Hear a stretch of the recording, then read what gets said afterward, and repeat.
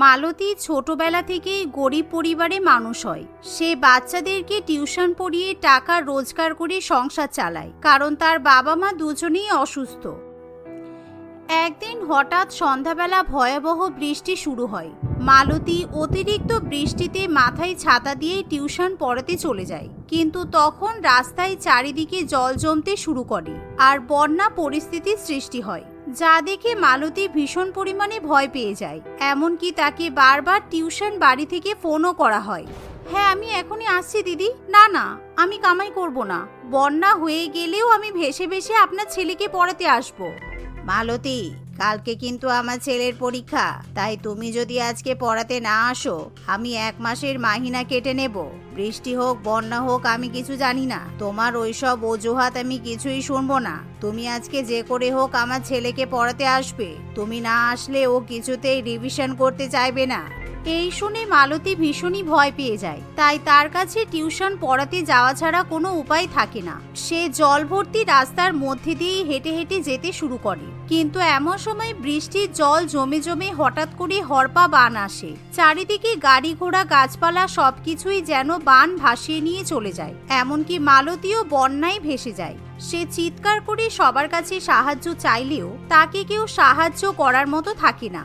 আমাকে বাঁচাও, কে আছো, আমাকে বাঁচাও, বন্যায় আমাকে ভাসিয়ে নিয়ে যাচ্ছে, দয়া করে কেউ আমাকে বাঁচাও। এভাবে মালতী ভয়াবহ বন্যায় ভেসে গেলেও কেউ তার আর্তনাদ শুনতে পায় না। কিছুদিন পর যখন বন্যা পরিস্থিতি ঠিক হয়, তখন পুলিশের উদ্ধার কার্যে সহায়করা চারিদিকে বন্যায় ভেসে যাওয়া মানুষজনকে খুঁজতে শুরু করে, কিন্তু মালতীকে কেউ খুঁজে পায় না। এমনকি মালতীর বাবা মা একেবারে ধরে নেয় যে তাদের মেয়ে হয়তো বন্যায় ভেসে গিয়ে মারা গেছে, তাই তারা ভীষণই কান্নাকাটি করে। অন্যদিকে উফ বাবারে বাবা, এই কদিন কত বৃষ্টি হয়েছে, আমরা তো কেউ বাড়ি থেকে বেরোতেই পারিনি। এমনকি আমাদের এত বড় অট্টালিকা সমান বাড়ির বাইরে রাস্তাতেও বন্যার জল উঠে এসেছিল। কতদিন পর আজকে একটু রোদের মুখ দেখা গেল, যাই বাড়ির সদর দরজা খুলি। এই বলে জয়াদেবী তার অট্টালিকা সমান বড় বাড়ির সদর দরজা খুলে দেয়, কিন্তু সে তখনই দরজার বাইরে একটি সুন্দর মেয়েকে অজ্ঞান অবস্থায় পড়ে থাকতে দেখে। তাকে দেখেই বোঝা যায় সে বন্যার জলে ভেসে এসেছে। মালতীকে দেখে জয়াদেবীর ভীষণ পরিমাণে মায়া হয়। জয়াদেবী চিৎকার চেঁচামেচি করলে বাড়ির বাকি সদস্যরা সদর দরজার সামনে এসে উপস্থিত হয়। সবাই মালতীকে তুলে ঘরে নিয়ে যায়। জয়াদেবীর ছোট ছেলে বিপুল যেহেতু ডাক্তারি নিয়ে পড়াশোনা করে, তাই সে মালতীর চিকিৎসা করতে শুরু করে। ইস, কি অবস্থা! এই মেয়েটা মনে হয় 3-4 দিন ধরে বন্যার জলে একেবারে আটকে ছিল, তাই হয়তো পেটে বুকে জল জমে গেছে আর বন্যার জলে ভেসে আমাদের বাড়ির সামনে চলে এসেছে। হ্যাঁ রে বাবু, তুই ঠিক কথাই বলেছিস। কোন বাবা মায়ের সন্তান কি জানি। বিপুল, তুই যে করে হোক মেয়েটাকে সুস্থ করে তোল বাবা। সবাই মিলে তখনই মালতীকে নার্সিং হোমে ভর্তি করে দেয়। জয়াদেবী এবং তার পরিবার মালতীকে অনেক সেবা শুশ্রূষা করে, কিন্তু জয়াদেবীর বড় বৌমা এবং 2 মেয়ে মালতীকে কিছুতেই পছন্দ করতে পারে না। মালতী ধীরে ধীরে সুস্থ স্বাভাবিক হয়ে ওঠার পর, অনেকদিন হলো আপনি এই বন্যায় ভেসে আসা মেয়েটাকে সেবা করছেন, এখন আর সেবা করার কোনো দরকার নেই, কারণ ও হাঁটতে চলতে খাওয়া দাওয়া করতে সবই পারছে, তাই ওকে এবার ওর বাড়িতে ভাগিয়ে দিন। তুমি কি বলছো কি বড় বৌমা?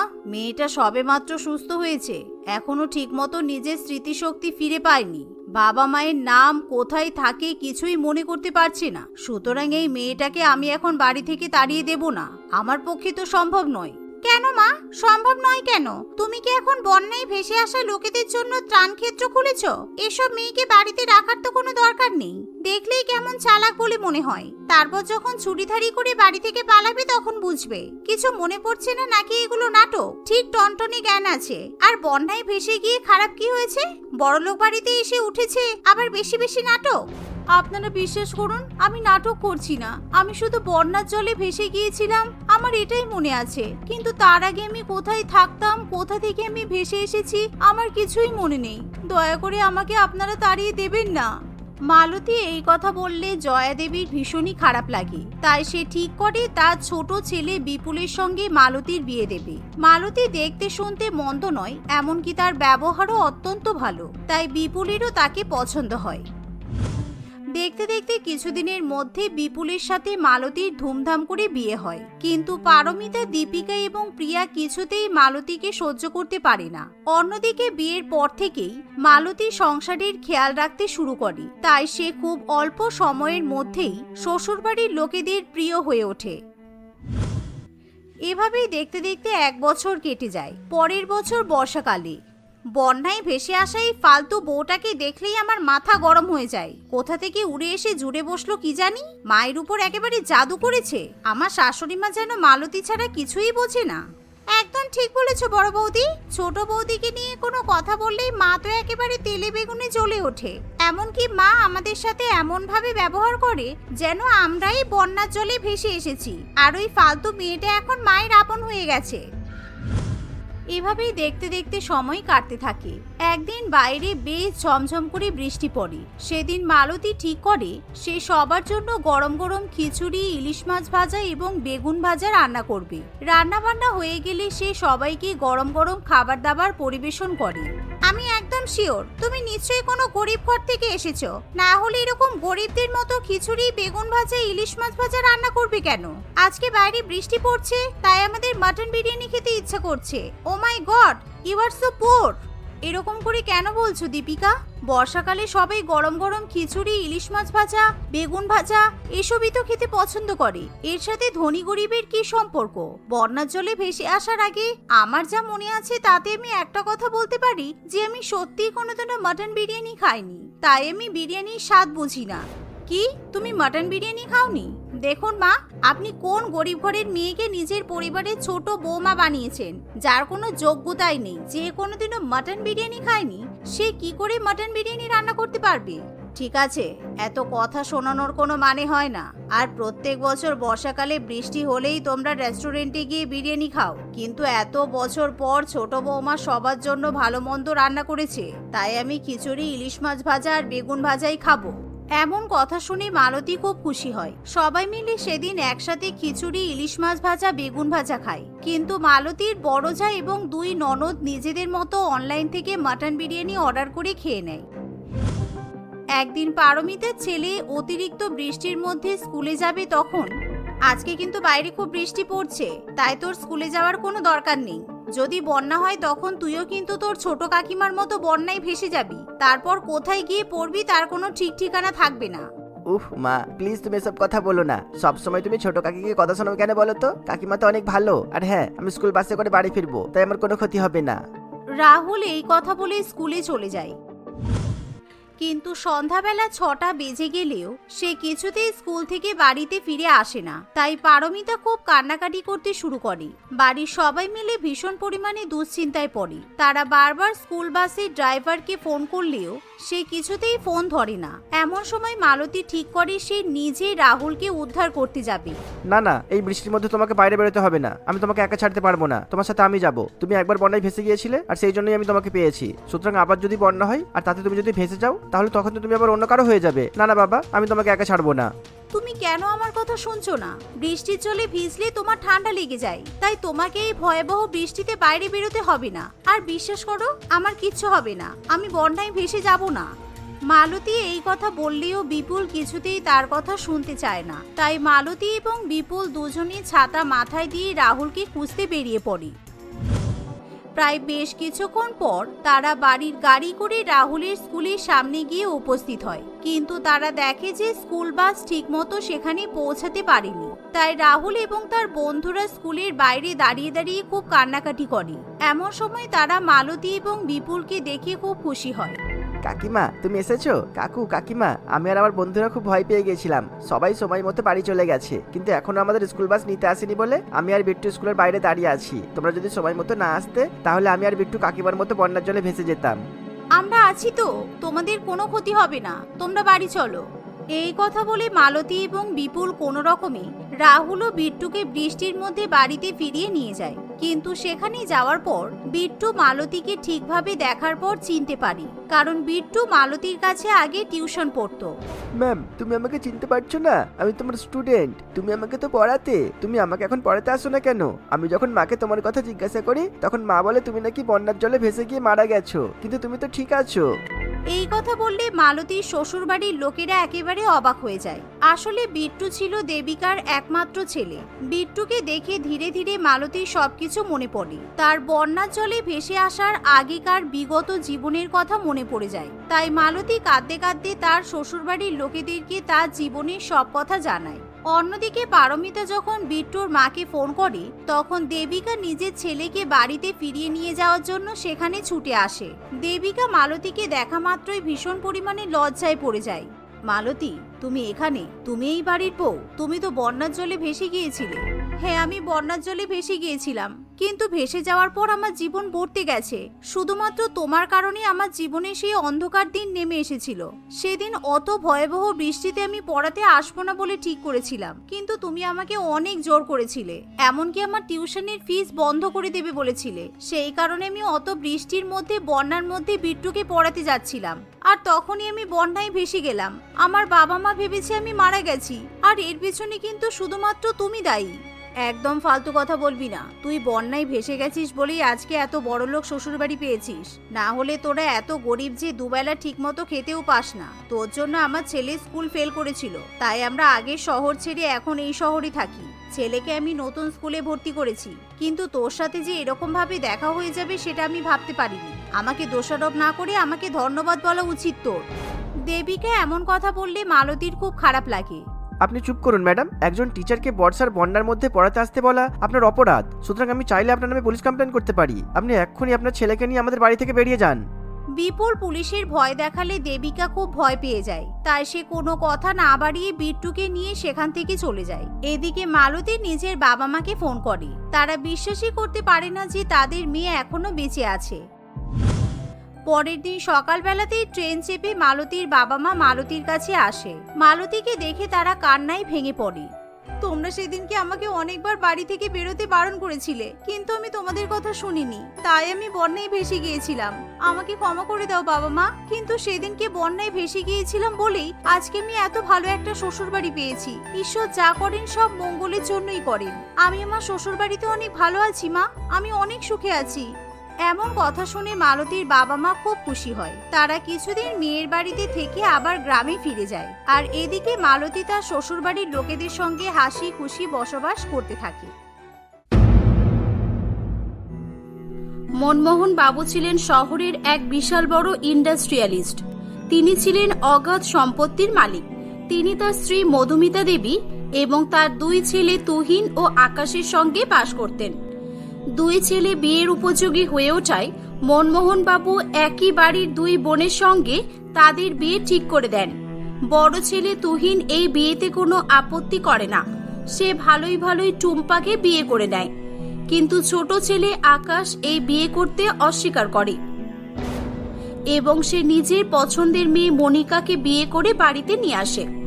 বাড়ির সবাই আকাশ ও মনিকার উপর খুব রেগেছিল, কিন্তু কারোর আর কিছু করারও ছিল না।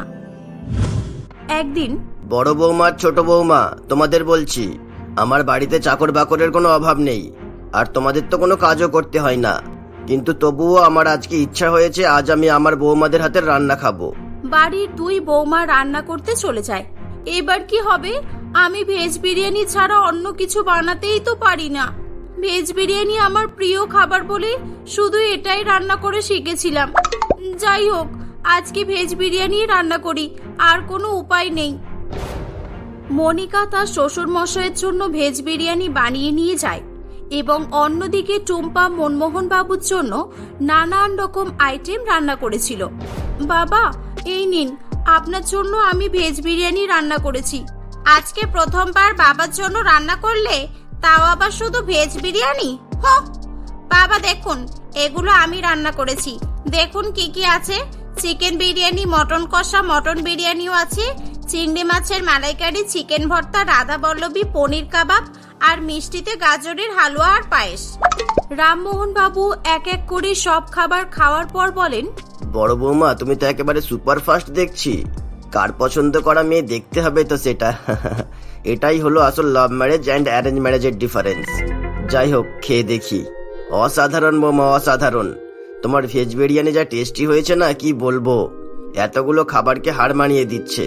ভেজ বিরিয়ানি আজ আমি প্রথমবার খেলাম। আমি সবজি খেতে একদমই পছন্দ করতাম না, কিন্তু আজ থেকে আমি তোমার ভেজ বিরিয়ানির ফ্যান হয়ে গেলাম। এসব শুনে টুম্পার খুব রাগ হয়। বাবা, এতগুলো রান্নার মধ্যে আপনার একটাও ভালো লাগলো না? না, আমি মিথ্যা কথা বলতে পছন্দ করি না।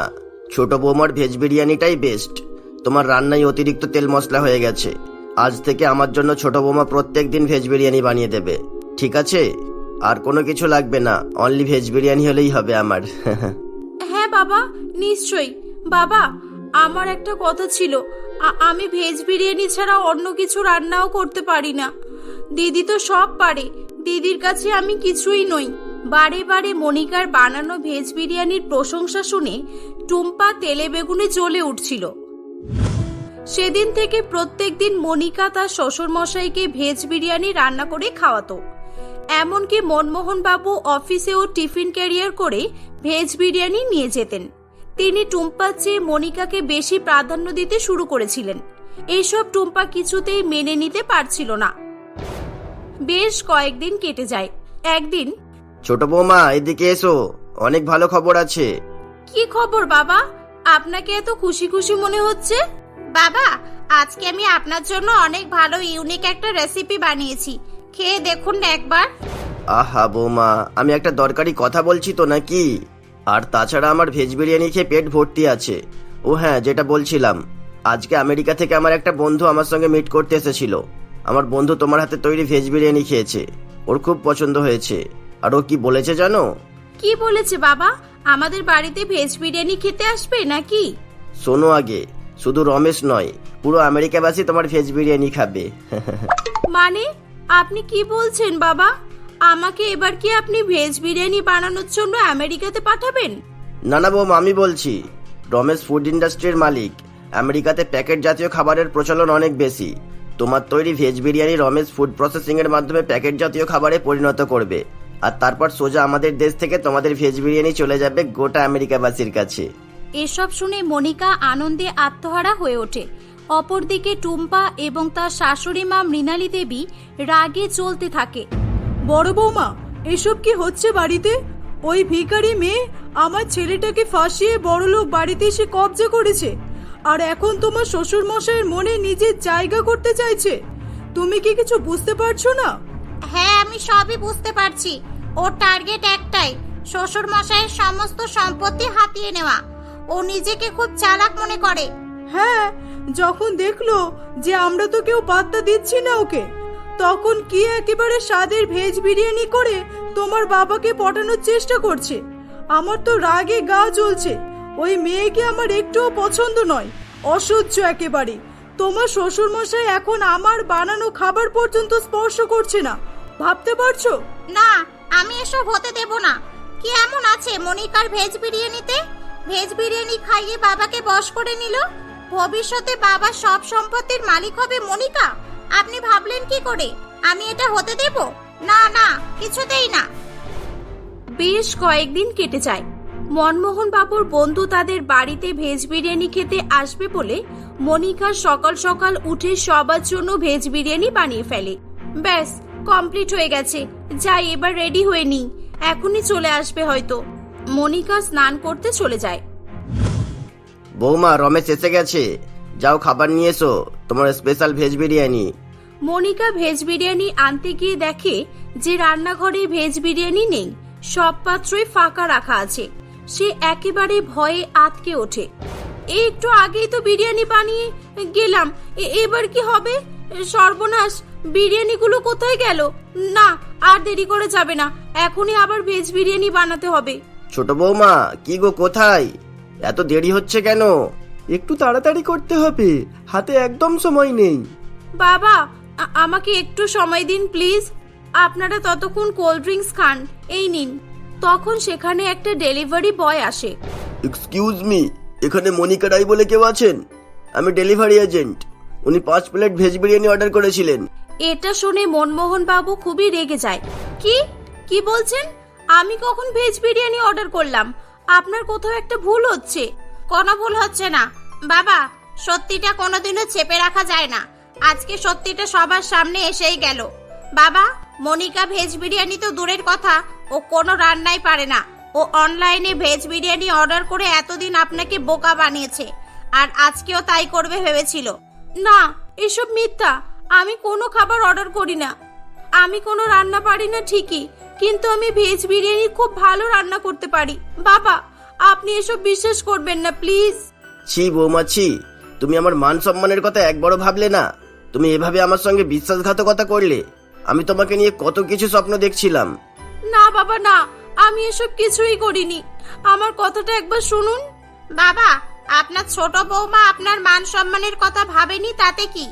আপনার বড় বৌমা তো ভেবেছে। আমি আপনাকে এভাবে ছোট হতে দেব না। এতদিনে ছোট বৌমার হাতের মানে অনলাইনের ভেজ বিরিয়ানি খেয়েছেন তো?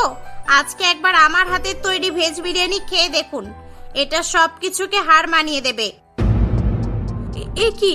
এটা তো আমার বানানো ভেজ বিরিয়ানি মনে হচ্ছে। তাহলে কি দিদি এসব করছে? বৌমা, আমি মানুষ চিনতে ভুল করেছি। আজকে তুমি আবারও প্রমাণ করে দিলে যে আমার পছন্দ সেরা সেরা। এই, তুমি চলে যাও আমার চোখের সামনে থেকে। হ্যাঁ বাবা, তুমি সত্যি সত্যিই মানুষ চিনতে ভুল করেছো। তবে মনিকাকে নয়, টুম্পাকে চিনতে ভুল করেছো। ছি টুম্পা ছি, এসব করতে তোমার একটুও লজ্জা করলো না? কেন? আমি কি করলাম? হ্যাঁ বাবা, দেখেছেন তো? চুপ করো। সত্যিটা সবার সামনে বললে তোমার মুখ থেকে এমনিও কথা বেরোবে না। বাবা, টুম্পা প্রথম থেকেই মনিকার ওপর খুব হিংসা করতো। এটা টুম্পার বানানো ভেজ বিরিয়ানি নয়, এটা মনিকা বানিয়েছে। সকালে যেটা টুম্পা লুকিয়ে নিজের ঘরে নিয়ে গিয়ে রেখেছিল, আর ও টাকা খাইয়ে ডেলিভারি বয়কে সাজিয়ে এখানে এনেছিল, যাতে তোমার চোখে মনিকাকে খারাপ করেও মহান হতে পারে, সেই জন্য। বড় বৌমা, তুমি এসব কেন করেছো বলো? কেন আবার? শুধুমাত্র সম্পত্তির লোভে। আচ্ছা রামমোহন, আমি এবার আসছি। অনেকক্ষণ থেকেই তোদের ফ্যামিলি ড্রামা দেখছি আমি, আর সহ্য করা আমার পক্ষে সম্ভব নয়। আমাকে এখানে ডেকে আমার সময় নষ্ট না করলেও তো পারতিস। না স্যার, আপনি এমন বলবেন না প্লিজ। আমাদের সবার তরফ থেকে আমি আপনার কাছে ক্ষমা চাইছি। জাস্ট 5 মিনিটের জন্য সময় দিন আমাদের। বাবা, আপনি স্যারকে খেতে দিন এবার। টুম্পার ব্যাপারে সত্যি জানার পর রামমোহন বাবু তার উপরে খুবই রেগেছিল, কিন্তু সে কোনো রকমে তার মাথা ঠান্ডা করে এবং আর বেশি কথা না বাড়িয়ে রমেশ বাবুকে ভেজ বিরিয়ানি খেতে দেয়। রমেশ বাবু ভেজ বিরিয়ানি খেয়ে খুব পছন্দ করেন। কয়েকদিনের মধ্যেই তিনি ফুড প্রসেসিং এর বিজনেস শুরু করার কথা দিয়ে চলে যান। টুম্পা সকলের কাছে খারাপ হয়ে যায়। সে তার ভুল বুঝতে পেরে সবার কাছে ক্ষমা চায়। তাকে সবাই ক্ষমা করে দেয়। কয়েক মাসের মধ্যেই মনিকা তৈরি প্যাকেটজাত ভেজ বিরিয়ানি শুধু আমেরিকাতে নয়, আরো বেশ কয়েকটি দেশে ছড়িয়ে পড়ে। এভাবেই মনিকা তার জীবনে উন্নতি লাভ করে তার পরিবারের মুখ উজ্জ্বল করে।